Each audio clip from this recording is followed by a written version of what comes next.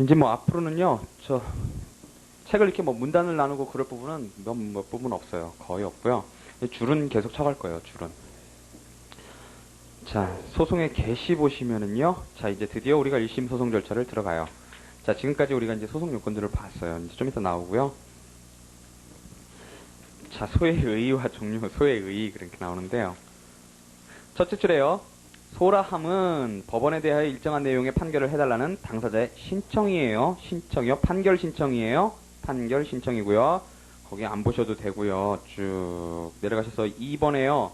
어디만 줄을 쳐주시면 넷째 줄에요. 소장의 249조에서 정한 사항을 기재토록 한 것은 이에 의해 심판의 객체인 소송물과 심판의 주체인 당사자를 특정하기 위한 것이다. 그랬고요. 첫날 본 거고요. 맨 마지막 줄에요. 원래 신청이라 함은 결정명령만이 아니라 판결까지 포함하는 재판 일반의 요구라는 거예요. 그리고 판결 신청인 소도 신청의 일종이라는 거고요. 이와 같이 소는 신청이기 때문에 소송행위이다. 그리고 치유적 소송행위 나왔어요. 그럼 나중에 이제 치유적 소송행위, 여유적 소송행위 나오고요. 그 다음에 소의 종류, 그래가지고 뭐 여러 가지 소가 나오는데요. 이거는 사실 뒤에 다 자세히 나와요. 소의 이익 부분에서요. 그래서 여기는 간단하게만 보시면 돼요. 줄 안 친 부분은요, 진짜 안 보셔도 되기 때문에 줄을 안 치는 거예요. 아마 여러분들 책에도 줄 안 쳐져 있을걸요? 대부분. 그렇죠? 자, 청구의 성질 내용에 의한 분류, 그래서 거기 첫째 줄만 줄을 쳐주시면 돼요. 이행, 확인, 형성의 소 세 가지 있다. 거기 뭐 로마법, 독일 민소법 뭐 이런 거는요, 뭐 안 보셔도 되고요. 그 다음에 예, 그럼 거기도 뭐 안 보셔도 되고요. 거기 뭐 확인 소송, 원형설, 뭐 독자제도설 이런 거 나오는데 이거 무의미해요. 확인의 소가 뭐 형성 소송과 이행 소송의 원형인가 아니면은 독자적인 건가 이런 거 필요가 없어요. 실익이 없어요. 실익이 없고요. 그 다음에요. 네. 자, 이행의 소는요. 자, 보시면 이제 이행의 소, 확인의 소, 형성의 소, 요 순으로 나오죠. 근데 형성의 소에서 조금 볼 게 있고요. 그 다음에 이제 작년에 시험 나왔던 부분이 여기 형성의 소에 있어요. 자, 첫째 줄에요. 이행의 소라 함은 이행 청구권의 확정, 박스 치시고요. 피고에 대해 이행 명령을 할 것, 이렇게 박스를 치시고요. 을 요구하는 소이다. 그랬어요. 그러니까 사실은 채권 전부 확인이 포함되어 있는 거죠. 요 점을 여러분들이 기억을 하고 계셔야 돼요. 그래야 나중에 중복재수 보실 때 그걸 기억하실 수가 있어요. 그 다음에 그 중간에는 보실 게 없고요. 반가로 3번의 셋째 줄에요. 이행 판결이 형식적으로 확정되면 이행 청구권의 존재를 확정하는 효력인 기판력 이외에, 즉 청구권이 존재하는구나, 그 시점에서 딱 존재하는구나 라는 기판력과 집행할 수 있는 집행력이 발생한다. 그러므로 이행 판결은 확인 판결 이상의 의미가 있고요. 그러나 이행의 소를 기각하는 판결, 즉 채권이 부존재한다라고 하는 판결은 무슨 집행력이 발생 안 하겠죠. 그냥 확인 판결에 불과하다는 거예요. 확인 판결에 지나지 않는다 그랬고요. 자, 확인의 소는요, 뭔가를 확인해 달라는 거죠. 그죠? 피고는 원고에게 소유권이 있음을 확인한다 라는 판결을 구합니다 라고 한단 말이죠. 자, 확인의 소라 함은 권리법률 관계의 존재 부존재의 확정을 요구하는 소다 그랬고요. 소유권 확인 등의 권리관계의 존재의 확정을 목적으로 하는 소를 적극적 확인의 소요. 나 권리 있어요 하는 걸 확인해 달라는 게 적극적 확인이고요. 그 밑에 나 채무 없어요 하는 게 소극적 확인이란 말이죠. 그래서 뭐 없어요 하는 부존재 확인이 소극적 확인의 소라는 거예요. 자, 그 다음에 원래요, 확인의 소라함은 권리법률 관계여야 된단 말이죠. 권리법률 관계만을 확인의 대상으로 할 수 있는데 그 예외로 169페이지 둘째 줄에요. 증서 진정 여부를 확인하는 소, 즉 증서 진부 확인의 소는요, 둘째 줄 끝에요. 사실관계의 확인이지만 예외적으로 허용된다 그랬고요. 거기 뭐 작은 글씨로 사실상 혼인관계 존보 확인 소송 이런 거 민법에서 보셨던 거고요. 별로 여기서는 보실 필요가 없고요. 이제 이시훈 선생님이 이걸 뭐 딴 걸로 보자 이렇게 나오는 거예요. 자, 그 다음에 확인의 소의 특수한 형태로 반가로 3번에요. 중간 확인의 소 있고요. 요거는 이제 객관적 병합 쓰면 보시는 거고요. 그 다음에 4번에요. 확인의 소에는 확인의 이익을 필요로 한다. 거기만 줄을 쳐놓으시고요. 이것도 소의 이익에 가면 다 자세히 나오고요. 줄 안 치는 부분은 안 보셔도 돼요. 반가로 5번에는요. 확인의 소에 관해서 만약에 원고 승소 확인 판결이 나면 원고가 주장한 법률관계의 존재에 관해 기판력 생기고요. 이 한도 내에서는 이행 판결과 공통성을 띠지만 집행력은 당연히 없겠죠. 확인만 하는 거니까요. 발생하지 않는다 그랬고요. 자, 형성의 소 옆에는요, 법률관계 발생 변경 소멸 청구 이렇게 하세요. 법률관계 발생 변경 소멸 청구. 그게 형성이죠? 형성. 법률관계 발생 변경 소멸. 이게 형성이란 말이죠. 자, 의예요. 형성의 소라 하면요, 법률관계의 변동을 요구하는 소예요. 그래서 지금까지 존재하지 않았던 새로운 법률관계를 발생시키고, 동그라미요, 기존의 법률관계를 변경, 그 다음에 소멸시키는 내용의 판결을 해달라는 것이다. 원고는 피고는 원고와 이혼한다 라는 판결을 구합니다. 그러니까 이혼하게 해주세요 라는 거죠. 그 다음에 띠비예요. 마지막 줄에요. 후자인 소로서만 행사할 수 있는 형성권, 즉 형성소권을 실현시키는 것이 형성의 소라는 거예요. 그러니까 우리 사법상에요, 여러 가지 형성권들이 있지만 그게 다 형성소송으로 될 수 있는 게 아니라는 거죠. 그죠? 예를 들어서 채권자 취소권 이런 것만 되는 거죠. 그죠? 채권자 취소소송처럼요. 그런 게 형성소송이고요. 그런 게 이제 상법에 많죠. 상법에 되게 많아요. 그죠? 주청결의 무효부존재 확인만 견해대립이 있는데 우리 통설판례는 확인소송서를 취하고 있고 그 외에 뭐 설립무효 확인이라든가 뭐 이런 것들 전부 다 그죠? 감자무효 확인이라든가 이런 것 전부 다 형성소송이죠. 말은 확인으로 돼 있지만 그건 아니죠. 그 다음에 종류에는요, 자, AA에 실체법상의 형성의 소 있고요. 박스를 쳐놓으시고요. BB에 오른쪽 페이지에 소송상의 형성의 소 이렇게 돼 있고요. 자, 넘기셔서 CC에요. 형식적 형성의 소 이렇게 나왔어요. 종류에 이렇게 세 가지가 지금 나와 있는데요. 자, 우선 AA에는요, 실체법상의 형성의 소에는 실체법상의 법률관계 변동 거기다 박스를 치시고요. 그걸 구하는 거고요. 가사소송, 회사관계소송이 이에 속한다. 그래서 이혼소송을 생각하시면 되고요. 회사관계소송 조금 전에 말씀드렸고요. 그 다음에 이제 오른쪽 페이지 작은 글씨로 상법 얘기와 민법 얘기가 쫙 나와요. 첫째 줄에 주주총회 결의 무효 확인의 소 거기다 박스를 쳐놓으시고요. 나머지는 X표를 쫙 그어버리세요. 그 다음에 나예요. 사회행위 취소의 소, 채권자 취소 소송이죠? 거기도 박스를 쳐놓으시고요. 그 성질에 대해서도 민법에서 다 보셨죠? 거기도 줄을 쫙 그어버리시고요. 여기서 민소에서 보실 필요가 없어요. 그 다음엔요.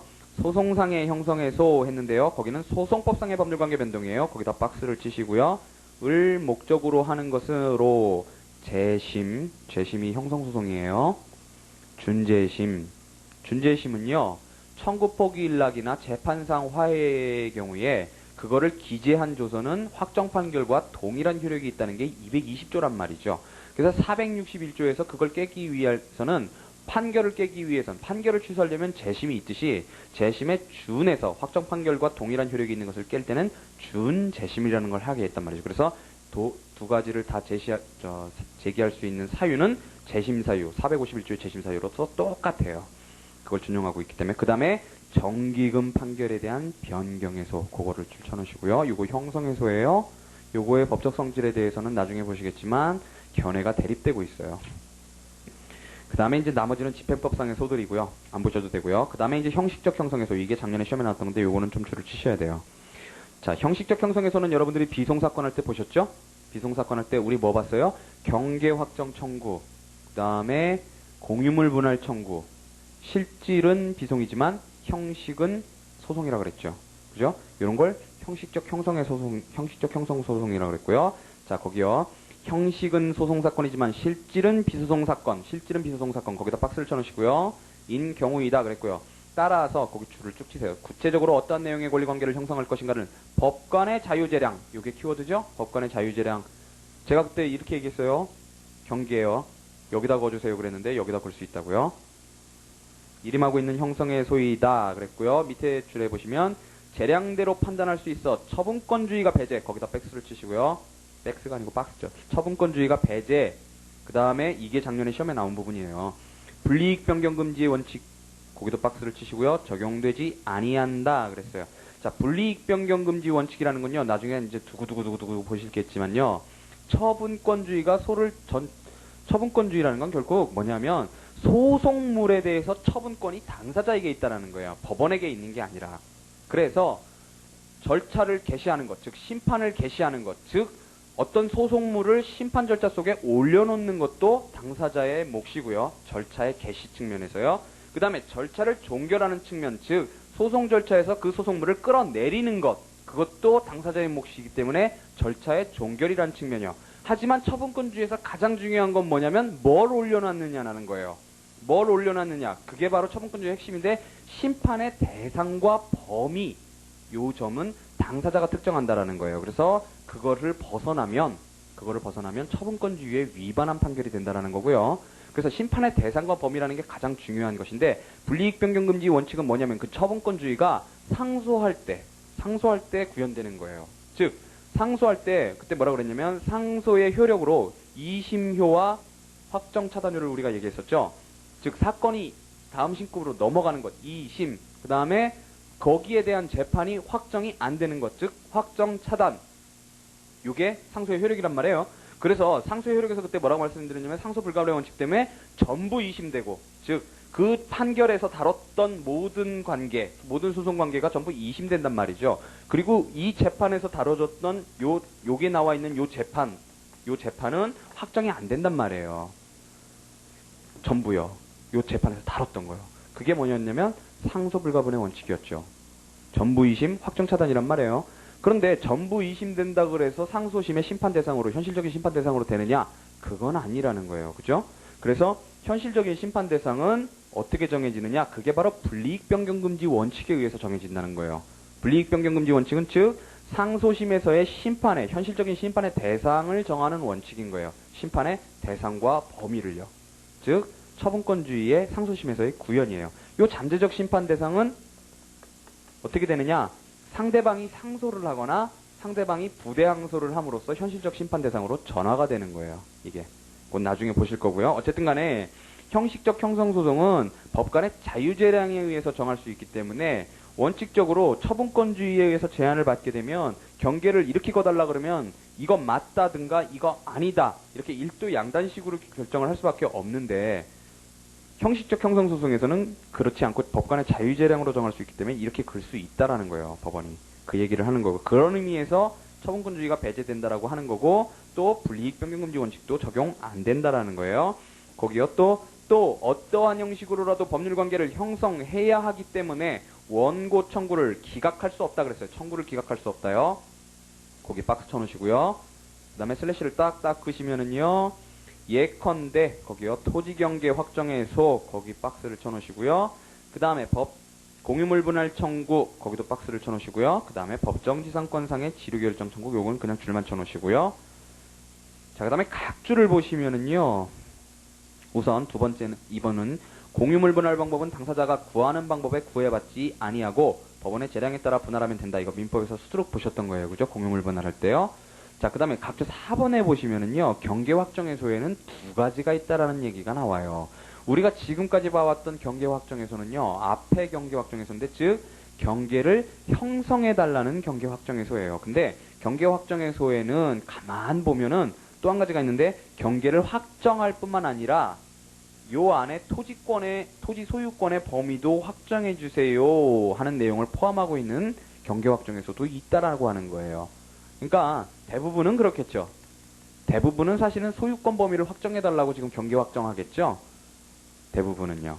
그래서 자 각주를 줄 쭉 치시면요. 경계 확정해소에는 하나 동그라미요. 는 단순한 상린된 토지의 경계를 형성해 달라고 하는 것.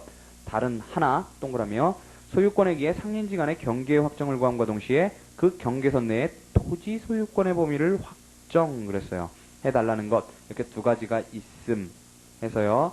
그 밑에 줄에 후자에 관한 확정 판결의 기판력은 소유권 범위까지 미친다 그랬어요. 소유권 범위까지요. 원래 경계가 어디다 여기뿐만이 아니라 소유권 범위까지 미친다 그랬고요. 그 다음에 밑에 줄에 보시면요. 전자소송에서는 경계가 불명하여 그 소유자들 사이에 다툼이 있는 것만으로 권리보호 필요가 있으며 당사자가 주장하는 경계선이나 당사자 간의 견해 일치된 것에 귀속되지 않고 그죠? 그러니까 처분권주의 배제된다는 거예요. 법원이 스스로 진실하다고 인정하는 바에 따라 경계를 확정해야 한다 그랬어요. 근데 소유권 범위를 확정해달라는 건 그렇게 못하겠죠. 소유권 범위를 확정해달라는 거는 자유재량으로 정할 수 있어요? 못 정하겠죠? 그쵸? 자, 이제 그렇게, 이게 어렵게 나올지는 않아요. 그냥 그렇게 있다, 그렇게만 생각하시면 되고요. 그 다음에, 밑에서 하나, 둘, 셋, 넷째 줄에요. 소송의 비송약 경향, 이렇게 나와 있죠? 그래서 그 줄의 형식적 형성의 수는 증가되어 나가는 추세이다. 거기만 줄을 쳐놓으시면 되고요. 그 다음에는 안 보셔도 되고요. 그 다음에 C예요. 형성해소와 기판력 등이요. 자, 형성해소에 대한 청구기각의 판결은 기각이요. 단지 형성소권의 부존재를 확정하는 확인 판결이다. 그죠? 이혼 청구 기각하면은요, 이혼 청구권 없다. 이렇게 되는 거예요. 그냥 이혼 청구권 없다는데 확인 판결이 되고, 그러나 청구 인용은요, 인용의 판결, 즉 형성 판결은 형식적으로 확정되면 형성소권의 존재에 대해서 기판력이 발생하는 동시에 법률 관계를 발생 변경 소멸시키는 형성력이 생긴다는 거예요. 그리고 판결 자체로 집행이 되는 거죠. 그러니까 법률 관계가 발생 변경 소멸한단 말이에요. 그러니까 집행력 따로 불필요하다는 거고요. 그 밑에 뭐 형성 판결의 기판력을 긍정할 것인가는 뭐 안 보셔도 되고요. 넘기시면은요. 거기 뭐 소재기의 모습, 시기에 의한 분류, 단일해소, 독립해소, 소송 중에서 이거는 뒤에 가면 다 보시는 거고요. 이거는 지금 안 보셔도 돼요. 보통 때도. 그 다음에 이제 소송 요건이 나오죠. 소송 요건이 나오는데, 자, 처음 보시면은요. 원고가 소에 의해서 신청한 바 승소 판결을 받으려면 다음 네 가지를 갖춰라. 그리고 네 가지는 논리적인 심리 순서예요. 시간적인 순서라기보단 논리적인 순서인데요. 자, 소장 적식은요. 처음에 이제 소를 제기한단 말이죠. 그러면 소장이 적식으로 되어 있는가를 판단을 하고요. 적식되어 있으면 송달하죠. 송달하고요. 그러면은 소송 계속이 있게 되고, 그러면은 이제 변론 준비 절차를 열게 되는 게 이제 원칙이겠죠. 변론 준비 절차를 여는데, 거기서 소가 적법한가 부적법한가, 즉 소송 요건이 흠결되어 있는가 안 흠결되어 있는가를 먼저 심리를 하는 게, 근데 그게 시간선으로 그렇다는 게 아니라 논리적으로 그렇다는 거예요. 시간적으로가 아니라. 그래서 그걸 소송 요건 심리의 선순위성이라고 그러고요. 거기에 그거를 긍정할 것인가에 대해서 견해가 대립하고 있고요. 그 다음에 주장 자체의 정당성 그랬어요. 자, 그러니까 첫째 줄에 소장의 적식은요. 첫째 줄에 소장의 필요적 기재사항 구비, 그 다음에 둘째 줄에 인지, 요거만 줄을 쳐주시고요. 맨 밑에 줄에요. 방식에 맞지 않는 경우에 보정하지 않으면 재판장의 명령으로 소장 각하 그랬어요. 소장 각하 우리 처음에 봤던 거고요. 나중에 다시 보시고요. 소의 적법 그거는요. 맨 밑에 줄에 소송 요건 거기만 동그라미 치시면 되고요. 그 다음 주장 자체의 정당성은 뭐냐면, 예를 들어서 내가 도박 자금으로 5천만 원을 빌려줬는데 그거를 빨리 내놔라. 도박 채권에 의해서 대여금 청구를 하는 경우에요. 그러면 주장 자체로 들어줄 게 안 되죠. 그런 걸 유리성 내지 일관성, 그 주장 자체의 정당성 이렇게 얘기를 하는데, 그 경우에는 원칙적으로 전부 청구 기각이 나가버려요. 바로 청구 기각이 나가고요. 제가 아주 중요한 문제죠. 나중에 이제 이게 여러 가지 다뤄지는데요. 자, 175페이지 첫째 줄에 보시면은요. 만일 원고의 주장 자체가 명백히 이유 없는 것이면 법원은 주장 사실의 옳고 그름을 가릴 필요도 없이 청구 기각 판결, 여기다 박스를 치시고요. 그거를 해야 한다 그렇고요. 끝에 가시면 도박자금, 대여금 청구 이렇게 나와요. 도박자금으로 대여금 청구. 그 다음에 자, 거기 주장 자체가 이유 없는 경우에 취급에 대해서 쭉 써 있는데요. 그거를 별표를 치세요. 별표를 치시고요. 쭉 묶으셔서요. 자, 첫 번째요. 피고가요. 답변서 부제출하면은 원래 자백간주 무변론 판결이 나간단 말이죠. 그런데 청구 자체가 주장 자체로 이유가 없으면 그때는 원고 청구 기각이 그냥 나가는 거예요. 그 다음에요. 두 번째는요. 증거조사에 의해서 원고가 주장한 사실을 확정할 필요가 없다 그랬어요. 증거조사도 불필요하다 그랬고요. 그러니까 무슨 얘기냐면, 도박채권 거기 말로 주장하고 있으면 진짜로 얘가 도박채권에 의해서 이걸 주장하는 걸까? 의심이 들어가지고 변론 열어갖고 이거 당신 진짜 도박채권 주장하는 거 맞아요? 하고 물어볼 필요도 없고, 그거에 의해서 진짜 도박채권인지 증거조사할 필요도 없고, 할 필요 없이 그냥 그 주장 자체만으로 청구기각 시켜버린다는 거예요. 그 다음에요. 세 번째로 통상의 사건에서는 이때에도 변론을 열어야 하나 그랬어요. 변론을 열어야 하나 피고 측의 항변을 고려할 필요는 없다 그랬어요. 그냥 요거는 줄만 쳐두시고요. 근데 주장 자체로 이유 없는 경우라도 그 다음에 청구 일락은 허용이 돼요. 청구 일락은요. 그거는 나중에 보실 거고요. 그 다음에 이제 그렇게 주장 자체가 이유 없는 경우가 아니라서 넘어가게 되면 결국은 법원은 본안 심리를 하게 되겠죠. 그죠? 소송 요건 심리 문제 없고, 소송 요건에 문제 없고, 적법하고, 주장 자체로도 이유 있으면, 그 다음에는 본안 심리로 들어가서 결국은 사실 주장하고, 그 사실에 대해서 증명하고, 이렇게 된단 말이죠. 거기만 주장 사실의 증명, 거기만 줄을 쳐놓으시면 되고요. 그 다음에 이제, 소송 요건의 의의, 이렇게 나오는데요. 자, 거기 보시면은요. 소송 요건이라 함은 소가 적법한 취급을 받기 위해 구비하지 않으면 안 될 사항을 말한다 그랬고요. 자, 거기에요. 소송 요건에 흠이 있으면 법원은 본안 판결이나 본안 심리를 해서는 안 되며 그랬는데 요거는 좀 틀린 말이에요.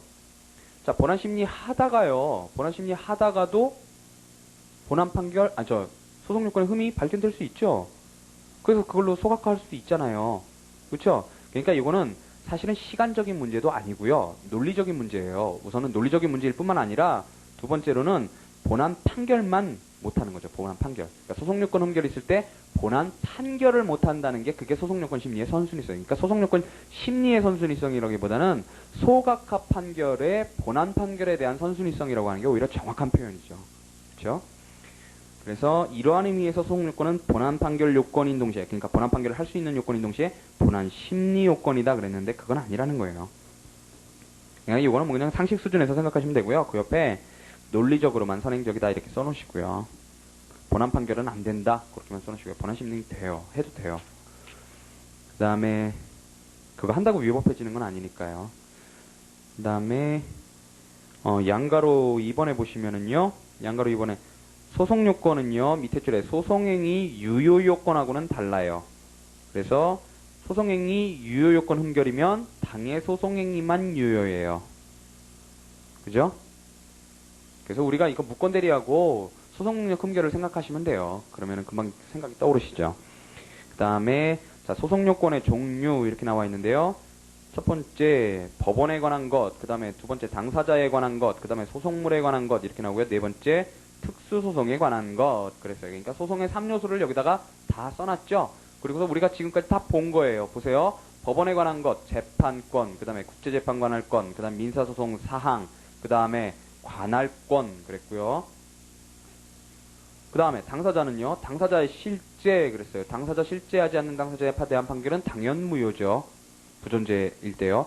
그 다음에 당사자 능력을 흠결한 경우에도 견해 대립이 있었고요. 그 다음에 뭐 사자에 대한 소송이었다 그러면 당연 무효고요. 그것도 무효라고 그랬고요. 그 다음에 그러니까 뭐 관여하지 않는 이상은 무효라고 보죠. 그 다음에 당사자 적격 흠결한 경우에도 당사자 적격자에게는 무효라 그랬어요. 그죠? 효력이 없다 그랬고요. 그 다음에 소송 능력, 법정 대리권, 소송 대리권 그랬고요. 요게 소송행위 유효 요건이자 소송 요건이다 그랬고요. 그 다음에 변론 능력, 요거는 소송 요건 아니다 그랬어요. 그 다음에 원고가 소송 비용 담보를 제공할 필요가 없을 것, 그리고 117조 있는데 그건 줄만 쳐놓으세요. 나중에 이제 보실 거고요.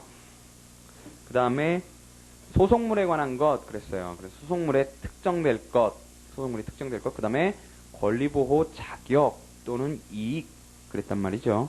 그래서 소의 이익 그랬는데 밑에 중복소재기나 제소금지에 저촉되지 않을 것, 요거는 거기 소의 이익에 포함되는 사항이기도 하다 그랬죠. 그거는 우리 권리보호 자격에 가면 구금장 확신이 나온단 말이죠. 구금장 확신에서 제소금지 사유가 없을 것, 거기에서 법률상 제소금지 사유에 해당하는 거란 말이죠. 중복제소나 제소금지는요. 그 다음에 기판력의 부존재, 이거를 별도의 소송물에 관한 권리보호 자격과는 별도의 요건으로 달아놨죠. 왜 그래요? 반복금지설이기 때문에 그런 거예요. 반복금지설은 기판력의 존재를 소극적 소송요건, 독립적인 소극적 소송요건으로 본단 말이죠. 그래서 반복금지설이고요. 독자적인 소극적 소송요건. 그 다음에 특수소송에 관한 거는요. 나중에 다 보시겠지만 자, 병합소송에 있어서는 각 그 필요 요건을 구비할 것 그랬고요. 그 요건들은 나중에 다 보실 거고요. 장래이행해소에서 미리 청구할 필요, 확인해소에서 확인의 이익, 상소에서 상소요건 등, 그 다음에 제소기간 준수, 뭐 선행적 절차, 뭐 이런 거는 안 치셔도 되고요. 그 다음에 소송요건 모습부터는요 내일 하시도록 하겠습니다. 오늘 고생하셨습니다.